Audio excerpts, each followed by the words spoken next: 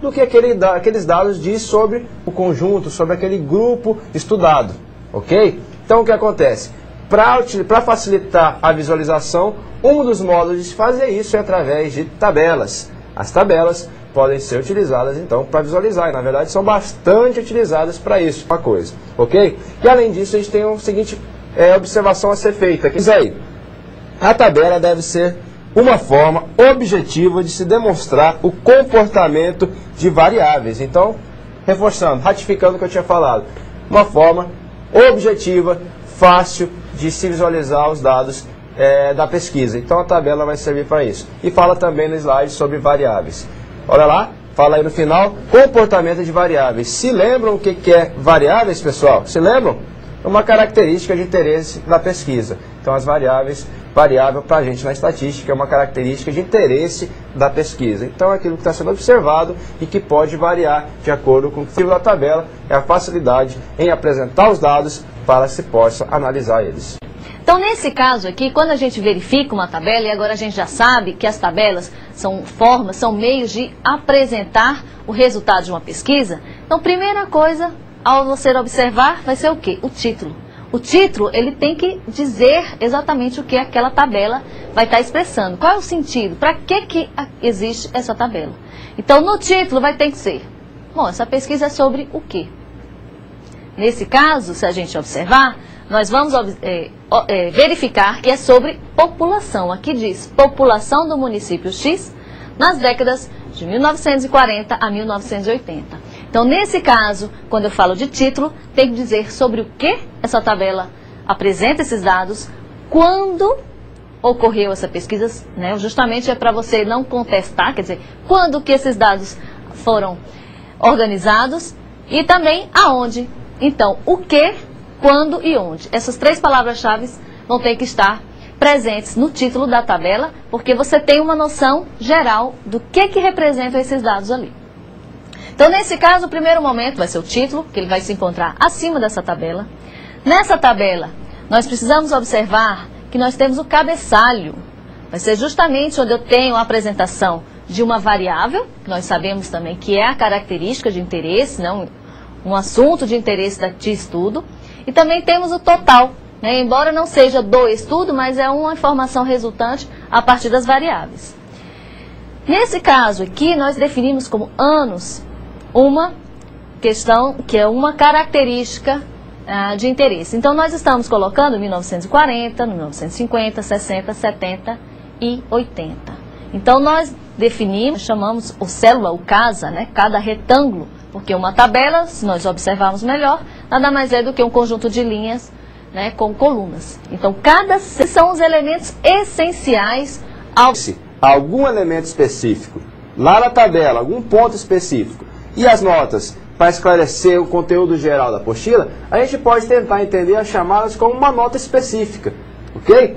A chamada nada mais é do que uma nota específica, algo pontual lá em algum dado, em algum lugar da tabela, enquanto a nota ela é geral em relação à pesquisa. E ainda a gente tem a fonte dos dados. Se houver, pessoal, nem sempre existe fonte dos dados. Por quê? Porque você pode realizar a pesquisa e você pode coletar os dados. Então não tem uma fonte. Você realizou a pesquisa, você coletou os dados. Fonte, é claro, só se vocês estão copiando ou estão buscando essa tabela, os dados da tabela de alguma outra pesquisa, de algum outro local, de que alguém fez essa pesquisa, não foi você, ok? Na apostila aí de vocês têm exemplos de fontes, de tabelas que a gente buscou na hora de escrever a apostila. Então vamos pegar um exemplo para facilitar tudo isso, facilitar o entendimento. A gente tem um exemplo aí na tela. Olha em cima tem o título, que vocês já viram que é obrigatório. Tem aqui embaixo a legenda, explicando algum conceito, alguma abreviação que foi utilizada, alguma padronização. E exatamente em relação à última coluna, que é a coluna conceito. O que é C, o que é B, o que é A? Aqui nessa legenda explica. O conceito A é quando obteve nota maior ou igual a 5 e menor ou igual a 10. Ou seja, nota entre 8,5, desculpe. Então, quem obteve uma nota entre 8,5 e 10.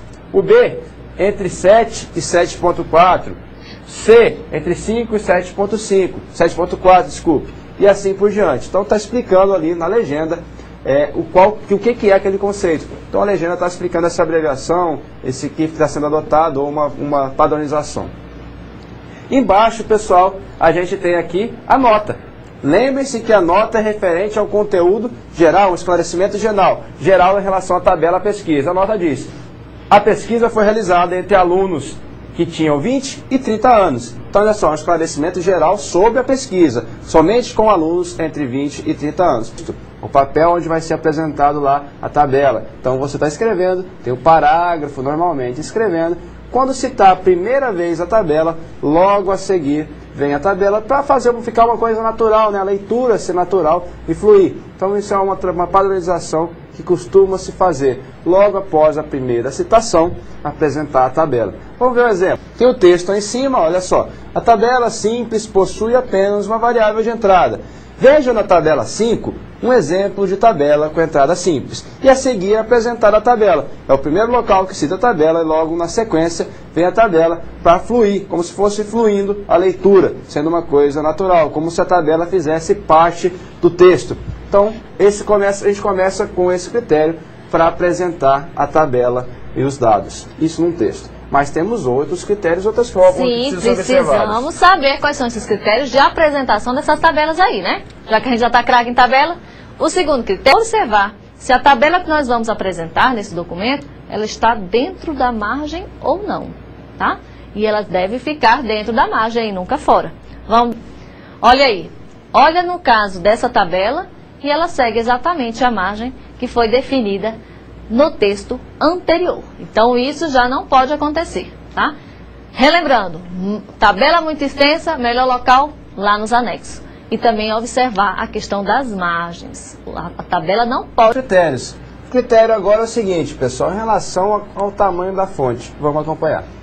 Mesmo tipo e tamanho de letras adotadas no texto ou reduzidas até um limite que não prejudique a leitura. Pessoal, então o tamanho da fonte da tabela não pode ser maior do que a fonte do texto. Olha só, nenhuma célula, vocês sabem o que é célula já, nenhuma célula da tabela deve ficar em branco.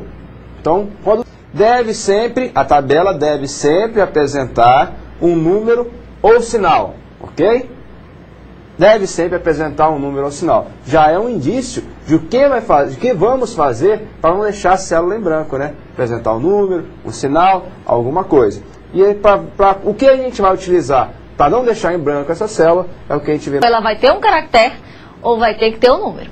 Vamos conhecer então esses caracteres, os principais, tá? Na apostila tem mais símbolos, então só os principais aqui na tela, tá? Os principais. O primeiro, reticências, quando o dado é desconhecido.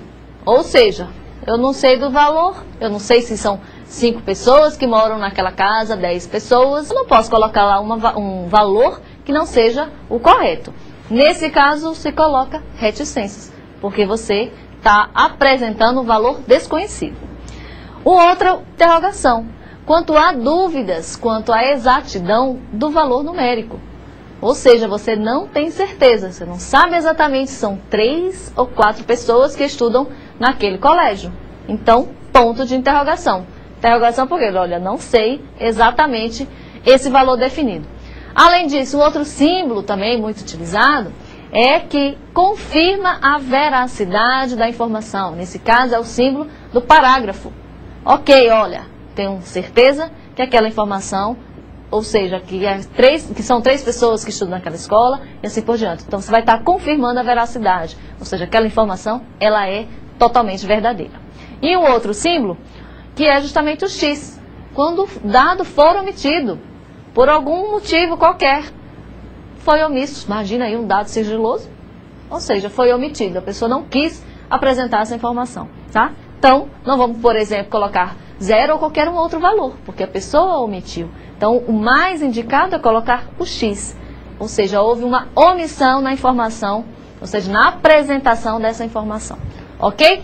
Feito isso, vamos verificar mais alguns critérios, não é isso? Temos mais 2 critérios. O próximo é o seguinte, que podem ser feitas em 2 partes. A tabela pode ser dividida em 2 partes.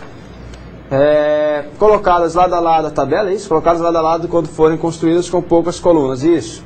Então, quando a tabela for pequena, tiver poucas colunas e várias linhas, ou seja, comprida, né, alta, você pode dividir ela no meio e colocar uma do lado da outra, ok? Colocar uma do lado da outra para ficar mais fácil de caber na página. Então você pode dividir e colocar uma do lado da outra quando houver poucas colunas, ok? Se houver muitas colunas, não dá, claro, para colocar uma do lado da outra. Então isso é também outro critério de apresentação e a gente tem um último critério que a gente vê a seguir. Então podem ser apresentadas em duas ou mais partes. Os dados da tabela podem ser apresentados em duas ou mais partes, colocadas imediatamente abaixo da outra no caso de existência de muitas colunas. Ok, pessoal? Então o que acontece? Se eu tiver uma tabela muito larga, né, com muitas colunas, então eu faço o quê? Eu posso quebrar ela e colocar na parte de baixo.